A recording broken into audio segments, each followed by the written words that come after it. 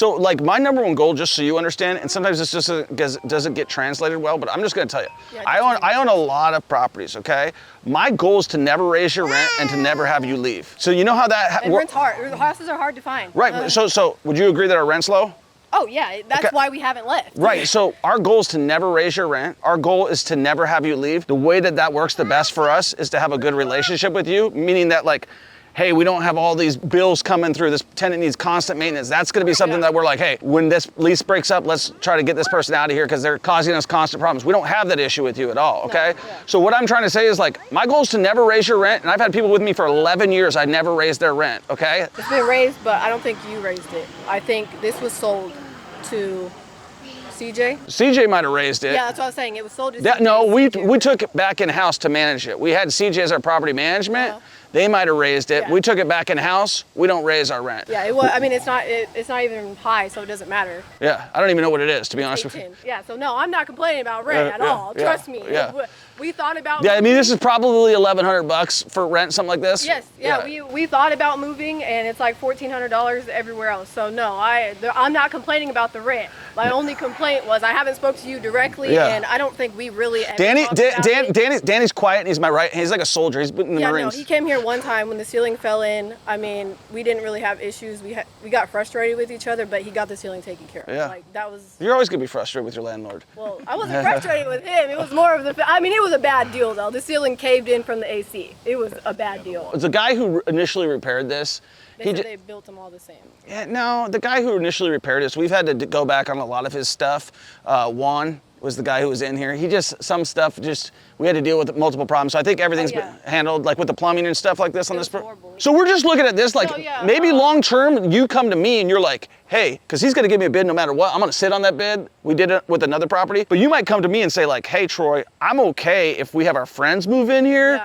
And that would actually help us subsidize things. Troy, we'll do it for $1,100. I can rent this thing out for $500, and I'd work a deal with you. Oh no, that's what the last maintenance said. I don't know who they are. The little kid. David. Yeah. When he came, it was the same deal. You know, just every new span of maintenance that you guys bring in. And I get it. I'm sure maintenance people are hard to keep. That's not my area. Well, those guys are just there to check on the properties. Right. They're not even. They all say the same thing, and then it's like, okay, now I'm frustrated because we've had the same exact studio conversation 10 times. Well, here's what I told him. I said, number one, you shouldn't be involving her in the conversation. You should just make her feel easy. Like the owner just wants to get a meter on that thing. That's all I want to do. I don't even know what my plan is because I've had that plan from day one, and none of these guys have been able to get it executed because they come back and he's told me everything. He's like, well, she said this and she said that. I said, I don't really care. Yeah. I said, I'm gonna do what I'm gonna do. I absolutely said no. I mean, because they're telling me in my face they're gonna build us into a studio when it's directly in the backyard. I'm telling you to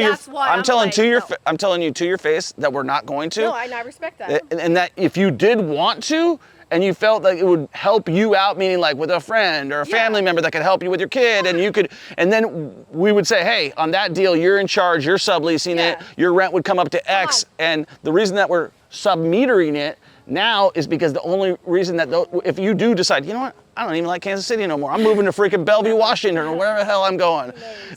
Then what's that? It's a Chiefs. Okay. You should stay here as long as everybody wins Super Bowls. That's right. But if something ever happened, I want to have a plan. Yeah, no, and I completely understand. Anyways, back, you can go look at it. Okay, cool. We're not trying to tear up on you and piss you off. The carpet's tore up. The walls are tore up. We're just looking at the electric today. We're not even looking at anything else. Because we don't even have anything that we can do. I always liked this property though, man. I felt like this thing has such potential with this nice little storage spot right there. Damn, this is nice. A lot of potential. So if you would have to run a separate meter. Oh, excuse me. Right? Yes. Okay, so where would you come off on that, Steve? Let's see. Where are they coming off from now? Looks like they're coming your meter right now. So this house is coming from the front, and which is attached from the house to here, which are tapping off power to feed this. Right. But I wonder if there's a pole. It's right there. It's coming through that conduit. Yep, it's coming through this conduit. Honestly, what I would probably do is I would probably get Evergy over here. Yeah. And they would tell me which pole. Okay. And then they would tell me where I would need to actually mount it, where they would want it. Okay. Based on their pole. Right. And I'm sure they're not going to have come off of this pole. It's too far. So they're coming off of. So they got to come off a pole behind them. Okay. Yeah, it is a nice property. I like this one. It's always tough. I'm not complaining about the rent. Trust me. We're trying to have a good relationship with you. It's all good. I got kids. So. If I didn't have a 2-year-old, it wouldn't be that big of a deal. But you know, like. We just want you to be comfortable. Yeah. In your head, you're like, well, they're feet away. and I have. You're thinking evil landlord wants to do something to me. I don't think you're evil. I think that business is business, and this is your property. Like nah, we don't look at it that way because honestly, the way I look at it is if you move out, I gotta go wait for somebody else. You're already paying rent on time. As long as you're paying rent on time, and we don't have a problem with you. If you were a problem, I would know about you because I know every problem tenant we have, and I don't renew them. I'm gonna say I don't think we're Sean Toya. You know who you are. Sean Toya did not get renewed. We haven't renewed our lease, I think, twice. So we're golden. We just want to have a plan for whatever this is down the road, and I would challenge the city that we couldn't rent that out, to be honest with you, because the way I look at that thing was be built, but I wouldn't do it, like I said, with you in here without your permission. And I'm sure you can fix it. It was just, like I said, when there was the maintenance and they're like, I mean, a while back, they actually came here to start working on it. No, we had Mario, one of our guys, come out to give us a bid. Well, he comes in a truck and he starts going back there, and I was like, hey, can I help you? And he was like, yeah, the owner wants us to turn this into a studio. And I was like, see, here we go. Now we're back at it again. Yeah, so you want to stay here for a while.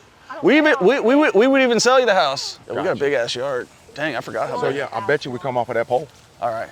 And they probably have him put a meter on the back, shoot straight up through the eave with the pole. Right. Ready to rock and roll. All right. So if you want to find out like the cost for that so we can put it in our bank, once we talk to the city about everything else, we would always come back to you and see.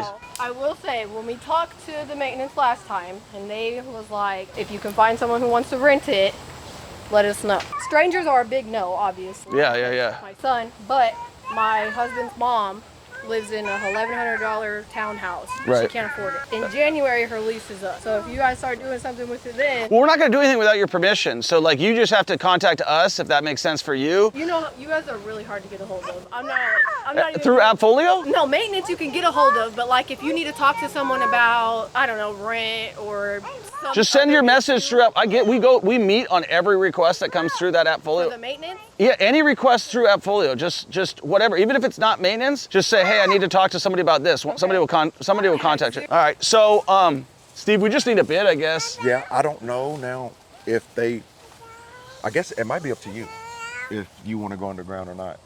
It's cheaper to go overhead. Yeah, overhead, 100%. Yeah. What they'll do, only difference they'll do is they'll just, once you set it up with Evergy and you get the bill going, they'll just charge you for that line in the bill.